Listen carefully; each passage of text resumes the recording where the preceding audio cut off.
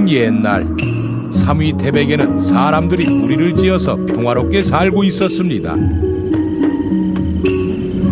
함께 일하고 때론 흥겹게 놀기도 하고.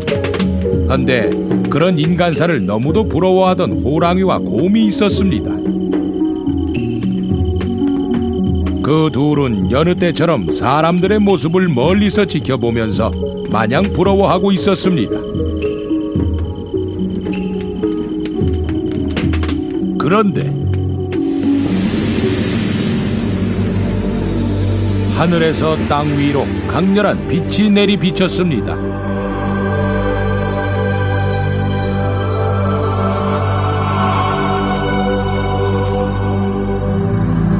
천상의 환인이 삼위태백을 내려다보신 것입니다. 환인의 아들 환웅이 늘 인간 세상으로 내려가길 원하고 있었기 때문이었습니다. 내려다보니 과연 널리 인간을 이롭게 할 만했습니다. 해서 환웅에게 천상의 힘을 나타내는 천부인, 즉 거울, 검, 항우를 주었고 지상에 내려가서 인간 세상을 다스리도록 허락했습니다.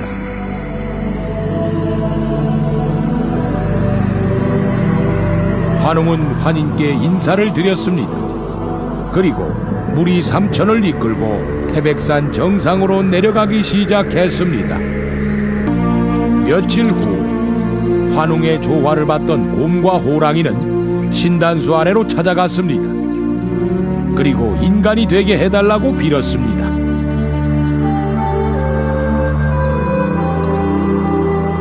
환웅은 얼마 후 모습을 드러냈습니다. 그 둘의 간절한 마음을 알았던 것입니다.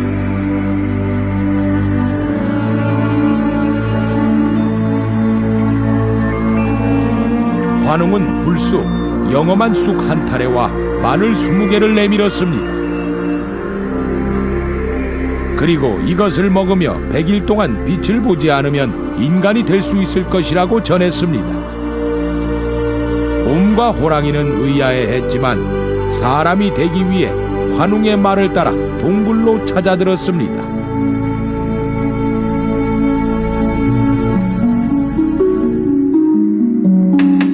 그렇게 10여일이 지났습니다.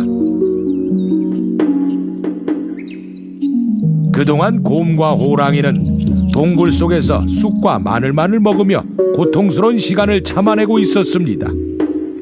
괴로움에 인내심은 거의 바닥이 났습니다.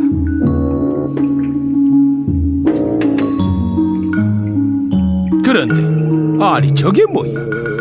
호랑이는 눈을 의심했습니다. 토끼였습니다. 호랑이는 순간 고기를 먹고 싶은 욕망을 더 이상 참을 수가 없었습니다.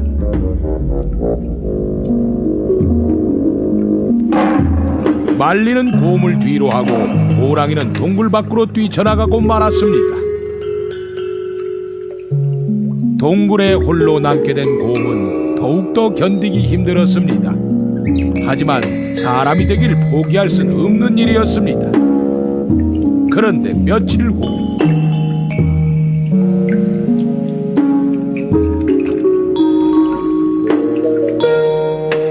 아니, 저건 또 뭐야? 곰은 무의식 중에 물고기를 향해 다가갔습니다. 하지만 괴로움에 헛것을 본 것이었습니다. 그제서야 정신이 들고 쑥과 마늘만 먹어야 사람이 될 수 있다는 환웅의 말이 들려오는 듯 했습니다. 곰은 다시 자신과의 싸움을 시작했습니다. 햇빛을 보지 않고 마늘과 쑥만 먹은 뒤 3~7일, 그러니까 21하루날째였습니다.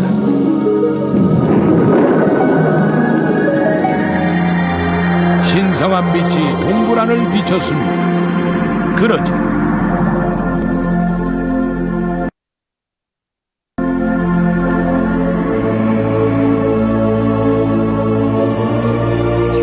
곰이 있던 동굴에서 바깥을 향해 조심스레 내딛는 발걸음이 있었습니다. 그 발걸음은 호숫가를 향하고 있었습니다.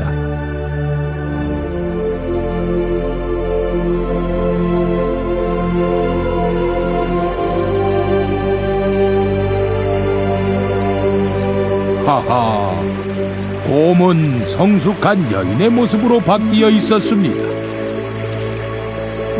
그리고 그 모습은 눈부시도록 아름다웠습니다. 웅녀는 어느덧 만삭의 몸이 돼 있었습니다. 그런데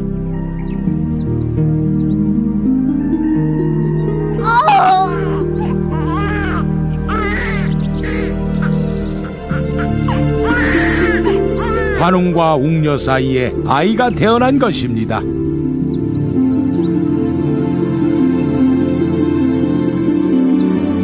하늘과 땅에 전기가 맺어져 태어난 낙이, 그는 단군이었습니다.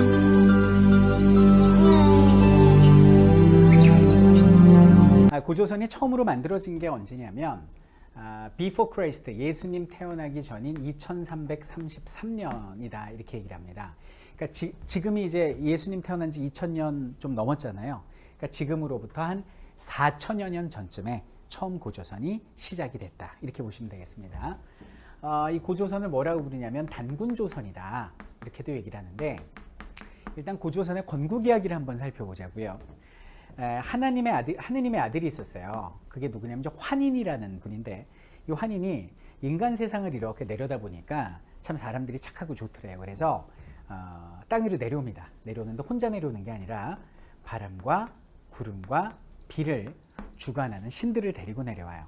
일단 여기는 환인 어쩌고 하는 거 보니까 선민사상의 내용을 알 수가 있고요. 선민을 알 수가 있고, 두 번째 바람과 구름과 비는 뭐를 주관해요? 이 기후죠. 날씨죠. 농경에 민감한 사회였구나. 농경 사회였구나라는 걸 여기서 알 수가 있습니다.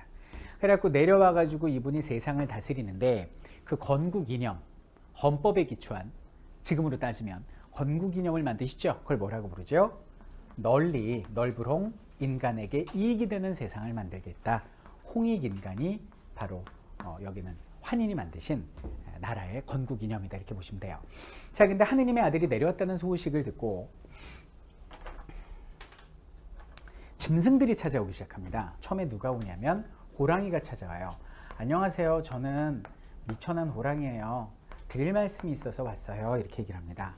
안녕하세요. 저는 여기는 호랑이를 따라온 곰이라고 해요. 반달곰이에요. 안녕하세요. 이렇게 왔어요. 자, 여기서 우리가 알 수 있는 건 토템을 알 수 있죠. 토테미즘. 자, 너희의 소원이 무엇이냐? 저희는 사람이 되는 것입니다. 미천한 짐승이 사람이 되고 싶어하고 하느님의 아들이 사람과 살고 싶어한다. 인본주의도 알 수 있을 것 같아요. 그죠?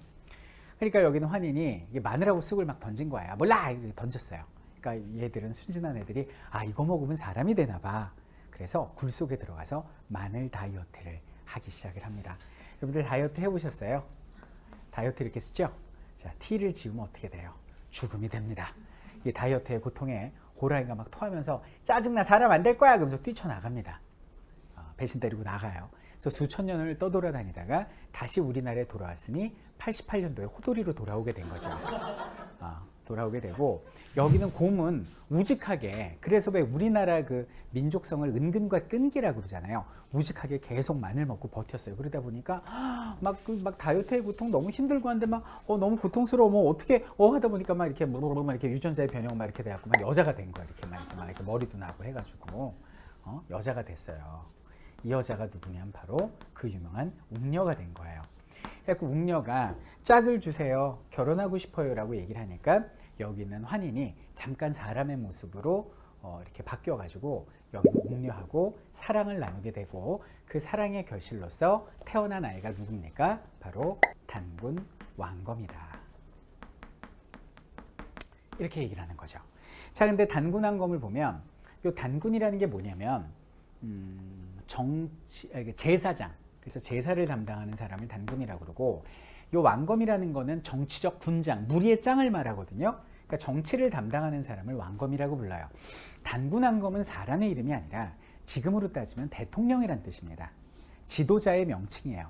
그러니까 1대 단군, 2대 단군, 3대 단군 이렇게 한 2000년 동안 계속됐겠죠. 그래서 단군 왕검을 봤을 때 아, 오늘날은 대통령이 정치만 담당하지만 그때는 대통령이 제사까지 함께 주관했구나. 재정 일치사회였구나.